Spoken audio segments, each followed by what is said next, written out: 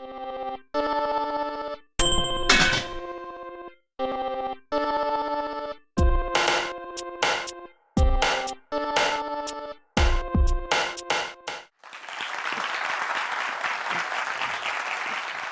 gostei muito da exposição da Flávia, e do livro anterior também, e a Flávia comentou da experiência dela com as crianças e a moqueca. E aí eu fiquei pensando, é ótimo as crianças comerem de tudo, conhecerem de tudo, né? Mas todas as crianças deveriam comer. E eu conheço várias crianças que não conheciam nenhuma outra fruta que não fosse a banana. Então, a nossa apresentação hoje vai passar um pouco por isso, e a gente vai começar com uma história. Espero que gostem. Era uma vez uma menina muito magrinha e tímida. Quando a questão era comer, ela não conseguia engolir nada. Mastigava 100 vezes a mesma coisa, até mesmo a sopa. Tudo a encantava. A florzinha, o sol, os animais e as pessoas. Ela foi crescendo e percebeu que havia gente pobre, que não tinha tanto de comer quanto ela, uma casa tão bonita quanto a dela e uma cama tão quentinha. Existiam crianças que não tinham brinquedo e andavam de roupas rasgadas e sem sapatos, até mesmo no frio. Ela cresceu um pouco mais e percebeu que vivia em um mundo cheio de possibilidades descobertas que abriam-se à sua frente. Quanta coisa para conhecer! Existia ciência, existia música. Se você pretende saber quem eu sou, eu posso lhe dizer. Uma sociedade organizada.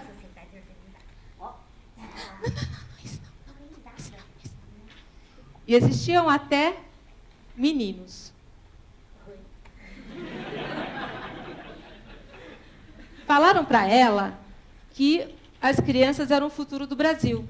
E ela acreditou. E quando se crescesse, então, poderia ser qualquer coisa que quisesse. Mas e aquelas crianças do sinal? Será que elas também seriam o futuro do Brasil? Será? Será? Bom, ela cresceu um pouco mais e entrou...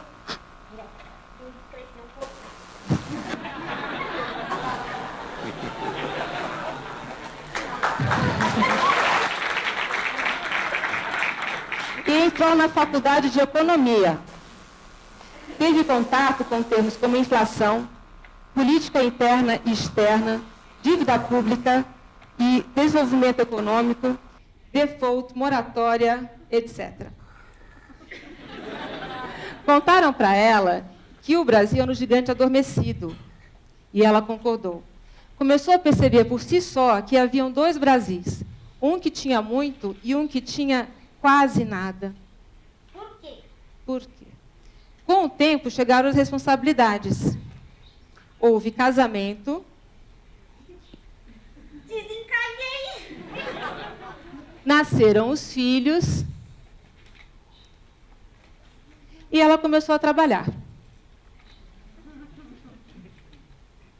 Amor por filhos é uma coisa difícil de explicar. É tão grande, as crianças são tão vulneráveis. Todas as crianças deveriam ter um bom começo. Para ter um bom fim. Pois é. Percebeu, então, que haviam várias coisas que não faziam sentido. Como pode ter 70 milhões de brasileiros, que vivem na linha da miséria, sendo nós um dos países mais ricos do mundo? Como podemos ser o quarto maior país produtor de alimentos do mundo e o sexto em subnutrição?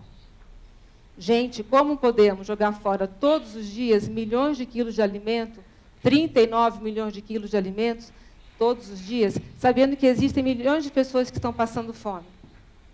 Se nós fôssemos listar todos os absurdos que existem lá fora, teríamos uma lista de 100 quilômetros. Ela queimou os miolos e viu que a resposta era óbvia. A gente tem que ser a mudança que a gente quer ver no mundo. Gandhi, 1900 e bolinha, ó. Como vocês viram, então, a criança virou menina e a menina virou moça. E decidiu que não queria ser conivente com o que as pessoas achavam normal, pois para ela aquilo não era natural.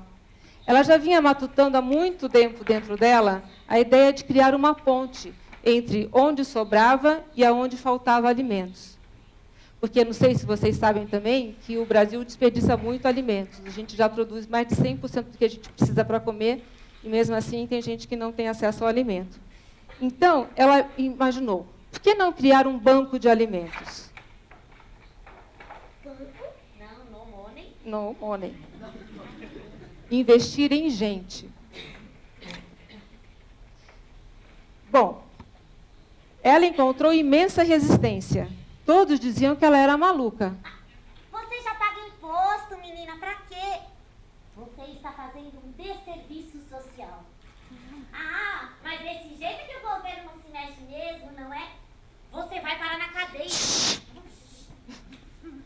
E assim, ouvindo só a si mesma e aqueles que não tinham voz, a ONG de Alimentos estava fundada e continua lançando pontes até hoje.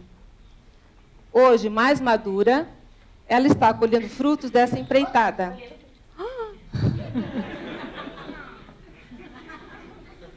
Não somente alimenta, mas educa e transforma.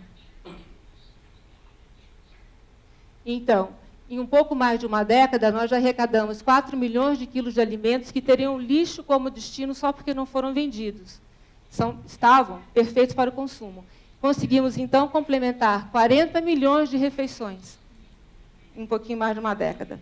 Além disso, fizemos vários censos antropométricos, temos convênios com faculdade de nutrição, produzimos vários trabalhos acadêmicos e também produzimos várias palestras para falar sobre o tema de uma forma mais profunda. E alimentamos 22 mil pessoas com isso todos os dias. Todos os dias.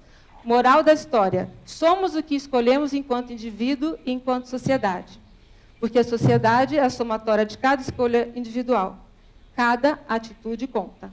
Que mundo queremos deixar para os nossos filhos, mas que filhos queremos formar para o mundo, são questões que hoje andam juntas, de mãos dadas, e que a gente deve deitar um olhar sobre essas questões, né? Então, vamos assumir a nossa responsabilidade, porque está nas nossas mãos. Que fim você acha que vai ter essa história? E foram todos para sempre. A gente não tem certeza ainda, mas é o que a gente quer, né? Fim da história. Fim da história.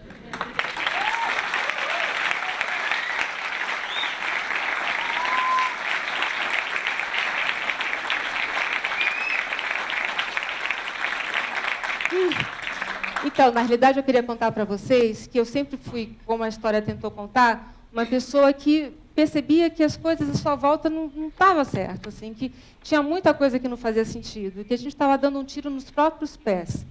Então, quando eu tinha 37 anos, hoje é um pouco antes, né, eu tive um diálogo interno comigo mesma. E eu pensei, eu vou só continuar pensando, eu vou fazer alguma coisa a respeito. Como vocês viram, eu sou economista de formação, estudei muito antroposofia também, tenho uma certa facilidade para comunicação, assim, na área de revistas, comunicação, etc. E aí, o que eu pensei? Eu vou me colocar a serviço de um bem maior. Não custa nada dar um pouquinho de mim. Fiz uma coisa organizada e hoje vocês viram o tamanho que a ONG adquiriu, né? Esse é o nosso testemunho. Eu queria dizer que para o gigante adormecido acordar, basta que a gente abra um pouco os olhos e que a gente passe a fazer, de fato. Né, porque a gente tem condições de fazer, principalmente esse Brasil que está aqui. Esse realmente tem condição de fazer. Né? E eu gostaria de dizer, então, que isso também é um testemunho de uma democracia participativa, porque hoje o que acontece? A gente tem uma democracia representativa, onde a gente vota, a gente põe lá nosso voto nas urnas, né? Aí tem um eleito que, teoricamente, está nos representando, mas, na minha opinião, está nos representando muito mal. E a gente só vai conseguir fazer com que, de fato, o verdadeiro aconteça, que eles trabalhem para nós, se a gente começar a dizer o que a gente quer. Só se mata a fome abrindo a boca, e muitas outras questões também. Se a gente não colocar claro o que a gente quer, se a gente continuar aceitando tudo que é errado, sem tomar nenhuma atitude, a gente vai ter exatamente o que a gente plantar. Né? Então, exatamente. Costumo dizer que o alimento é uma metáfora universal. a fome e o desperdício também, né? A gente tem fome de educação, a gente tem fome de amor, a gente tem fome de justiça, fome de transporte, fome de moradia, fome de alimentos em primeiro lugar, alimento é vida. Vocês mais do que qualquer um devem entender isso, pois a gente trabalha com ele o tempo todo, né? O desperdício também é metáfora, né? Para tudo a gente desperdiça muito da gente mesmo, muito tempo, mas a gente desperdiça coisas concretas como, por exemplo, o dinheiro público, né? Que a gente paga os impostos e a gente não tem o resultado que a gente merece.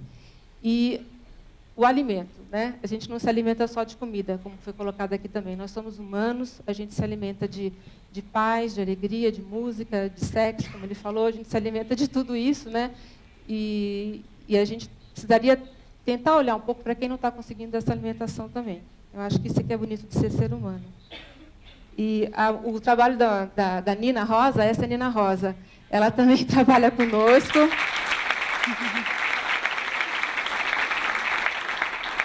Num projeto que eu criei, que se chama Alimentando a Transformação Social, outra metáfora. É um projeto que vai do maternal até o terceiro colegial, para as escolas privadas, porque a ONG trabalha de 3 formas distintas, mas interligadas. A primeira forma realmente é colhendo esse alimento, que foi sobra de comercialização. A gente passa a manhã inteira colhendo os alimentos e entregando à tarde para as entidades assistidas. A segunda forma de trabalho é tendo ações profiláticas voltadas às entidades carentes. Então, a gente ensina para essas entidades como manipular corretamente os alimentos, como armazenar os alimentos. A gente consegue mexer no cardápio, para que aquele cardápio seja mais balanceado. E essas cuidadoras, elas, bom, a maioria, todas que nós encontramos não tiveram educação formal. Então, elas absorvem, elas bebem toda essa informação como se fosse um néctar e conseguem produzir um alimento de muito maior qualidade. Isso tem uma consequência muito positiva, como vocês devem imaginar. Dentro da segunda forma de trabalho também existe os convênios com as faculdades de nutrição, né? E aí a gente consegue fazer avaliações antropométricas nas entidades assistidas pelo nosso programa e, infelizmente, a gente encontra um desvio histórico na faixa de 33% de desvio nutricional. Né? Então, você vê que tem desnutrição, tem desnutrição, subnutrição no Brasil, principalmente nos grandes centros, que a gente está longe da produção, está longe da terra. Isso existe de verdade. Né? Sem demagogia, isso aqui não é Fome Zero. Oxalá o Fome Zero funcionasse. Né? Então, nosso tempo acabou? Nosso tempo acabou? Então, Nina. Só gostaria de agradecer. Só um minuto. Meu nome é Monique Franco. Como cidadã, eu fico muito feliz de poder compartilhar essa história. Essa ideia da brincadeira do palhaço é exatamente porque Luciana, dentro da história dela, foi chamada de maluca por ter uma ideia como essa. E eu acho que a gente brinca de quem é esse louco dentro da sociedade e quem é o sábio, desde a época dos bobos da corte. A gente precisa dessa figura para representar a nossa liberdade de expressão. E a gente já não precisa mais dessa figura, a gente já tem a liberdade, mas a gente perdeu pelo que se expressar, por onde se expressar, pelo que lutar. E aí, dentro disso, dentro da função que eu ocupo na sociedade, como palhaça, vocês como chefes, nutricionista, qual é essa função que vocês podem também ocupar dentro da sociedade para ajudá-la? Exato. E você tinha uma frase. É uma frase de Francisco de Assis, que ele diz que a gente tenha serenidade para saber o que a gente pode mudar, serenidade para saber o que a gente não pode mudar e discernimento para diferenciar uma coisa da outra. Eu queria dizer também, finalizando, que fica aqui um convite, então, para vocês. Eu não sei se vocês sabem que hoje 65 milhões de brasileiros vivem em insegurança alimentar, que significa eles não sabem se vão ter o que comer no dia de amanhã, em quantidade e qualidade. Né? E que 16% de todas as nossas crianças abaixo de 5 anos são desnutridas. Esse é o final da história hoje, mas o final pode mudar. Então, quem quiser achar que faz sentido, por favor, nos procurem. Tem muita coisa para falar. Tem a lei do bom samaritano, tem gente que acha que não pode doar. A gente acabou de fazer um livro para a utilização das partes não convencionais do alimentos, que culturalmente casca, tal, e semente é jogado fora. É uma coisa que a gente acha que tem que reverter também para se alimentar melhor e também para gastar menos dinheiro para as populações de baixa renda. Então, tudo isso é um processo, é um projeto que a gente tem dentro do nosso bojo. Como a gente disse, a gente alimenta, educa e transforma. E aí eu também peguei uma frase que é do autor do Pequeno Príncipe: o futuro não é um lugar onde estamos indo, mas um lugar que estamos criando. O caminho para ele, o futuro, não é encontrado, é construído. O ato de fazê-lo muda tanto o realizador quanto o destino. Obrigada pela oportunidade.